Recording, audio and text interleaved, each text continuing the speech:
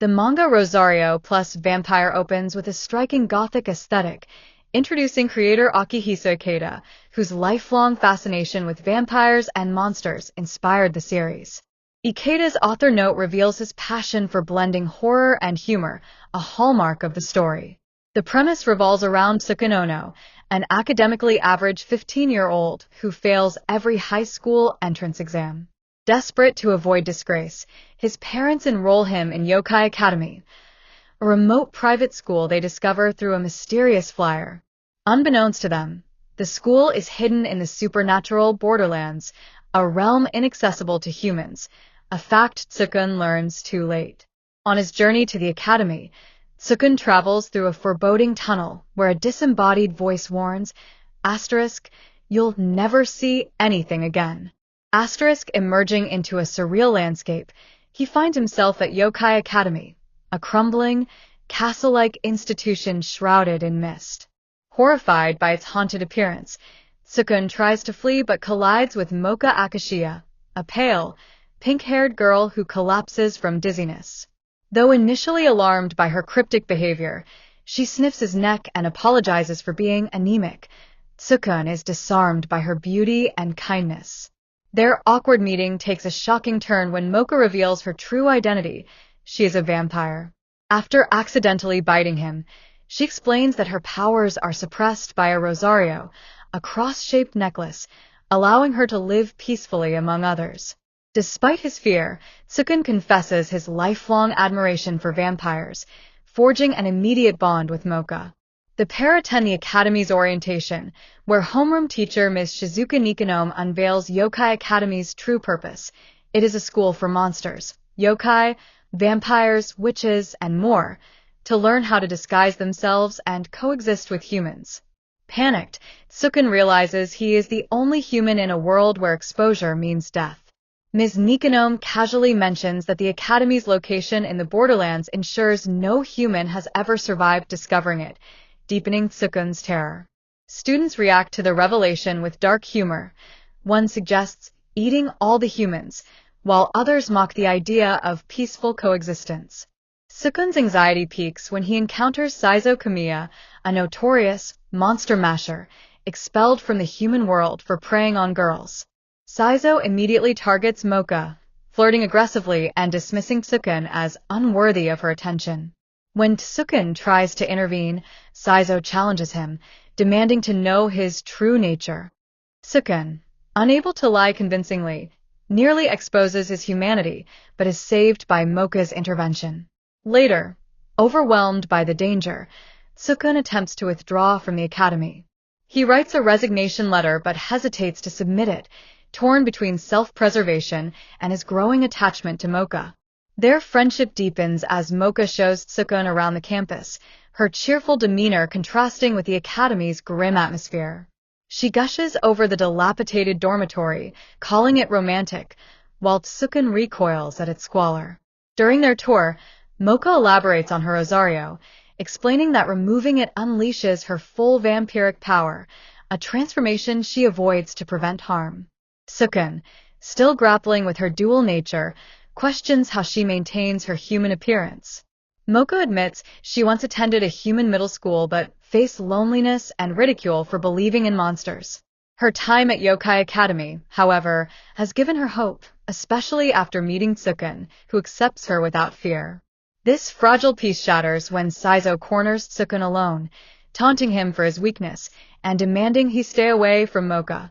In a fit of rage, Saizo sheds his human disguise, transforming into a hulking, bestial creature. He attacks Tsukun, who narrowly escapes and flees to Mocha for help. Terrified and guilt-ridden, Tsukun confesses his humanity to her, expecting rejection. To his surprise, Mocha tearfully admits she already suspected but chose to trust him anyway. Their heartfelt moment is interrupted by Saizo, who ambushes them, determined to claim Mocha. As Saizo attacks, Mocha's Rosario is torn off in the struggle, triggering her transformation. Her hair turns silver, her eyes glow crimson, and her personality shifts from gentle to coldly authoritative. Unleashing her full power, she effortlessly overpowers Saizo, humiliating him with a single strike. Sukun watches in awe and fear as this other Mocha mocks Saizo's weakness and warns him never to challenge her again. After the fight, Mocha reverts to her usual self, apologizing for the scare and explaining that her sealed form is a babysitter for her true, dormant vampire self. Though shaken, Sukun resolves to stay at Yokai Academy, realizing Mocha needs him as much as he needs her. The volume closes with Sukun embracing his new life, despite its dangers. He bonds with Mocha, who playfully teases him about her lingering urge to drink his blood. Their dynamic balances humor and tension, underscored by Tsukun's determination to protect their friendship, even as darker forces loom. The second chapter of Rosario plus Vampire intensifies the supernatural chaos at Yokai Academy as Tsukun Ono, the lone human student, faces new threats and alliances. The narrative introduces Kuromu Kurono, a succubus whose arrival disrupts the tentative peace between Tsukun and his vampire companion, Mocha Akashiya. Kuromu's flamboyant personality and manipulative schemes drive much of the conflict, revealing deeper tensions within the monster world. The chapter opens with Tsukun navigating the daily hazards of Yokai Academy, where Mocha's playful yet perilous habit of drinking his blood continues to blur the line between friendship and survival. Their dynamic is tested when Kuromu, a pink-haired succubus with a flair for drama, sets her sights on Tsukun. Kuromu's species, succubi, are defined as seductive demons who enchant men through spells and dreams, and she boasts a grand plan dubbed Operation Yokai Harem.